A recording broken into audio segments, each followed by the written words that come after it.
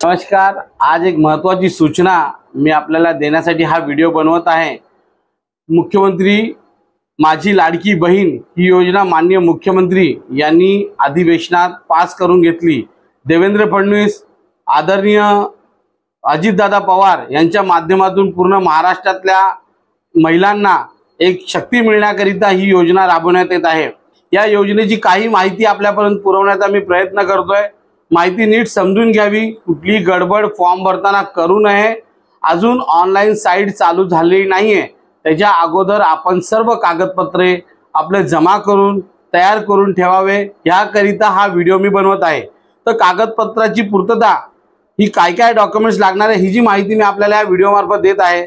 प्रथमतः यासाठी आधार कार्ड महिलेचं असेल ते बँकेला लिंक असलं पाहिजे।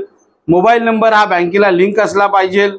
अधिवास दाखला किंवा जन्म दाखला, महाराष्ट्रात जन्म झालेल्या महिलेलाच या ठिकाणी ह्या योजनेचा लाभ मिळणार आहे। त्यानंतर उत्पन्नाचा दाखला हा आपल्याला लागणार आहे। उत्पन्नाच्या दाखल्यामध्ये 2.5 लाखाच्या खाली जे जे उत्पन्न असेल त्याच व्यक्ती तीच महिला ह्याची लाभार्थी होऊ शकते।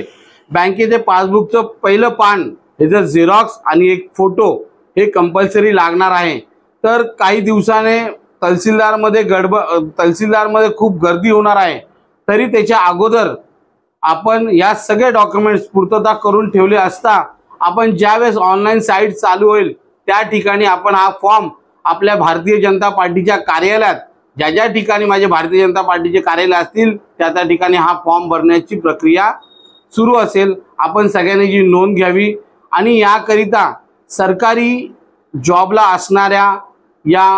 असणाऱ्या महिला या त्यांच्याकडे पेन्शनर असतील त्या लोकांना हे लाभार्थी होऊ शकत नाही, याची नोंद घ्यावी सर्वांनी। जय हिंद, जय महाराष्ट्र।